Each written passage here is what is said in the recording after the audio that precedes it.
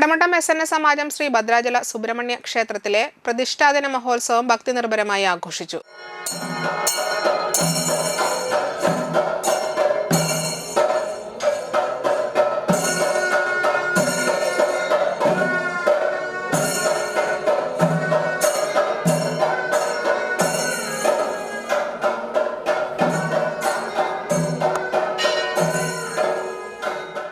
രാവിലെ അഷ്ടദ്രവ്യ മഹാഗണപതി ഹോമം, ബ്രഹ്മ കലശാഭിഷേകം, പരികലശാഭിഷേകം, ഷോഡശാഭിഷേകം, പഞ്ചാമൃതാഭിഷേകം, ശ്രീഭൂതബലി, വിശേഷാൽ പൂജകൾ, ഉച്ചയ്ക്ക് പ്രസാദഊട്ട് എന്നിവ നടന്നു. ക്ഷേത്രം തന്ത്രി നാരായൺകുട്ടി ശാന്തി, ക്ഷേത്രം മേൽശാന്തി സന്ദീപ് എന്നിവരുടെ മുഖ്യ കാർമ്മികത്വത്തിൽ ചടങ്ങുകൾ നടന്നു. പ്രതിഷ്ഠാദിനത്തോടനുബന്ധിച്ച് ക്ഷേത്രത്തിൽ മെയ് 3 മുതൽ നടന്നു വന്നിരുന്ന ഭാഗവത സപ്താഹ യജ്ഞത്തിനും സമാപനമായി.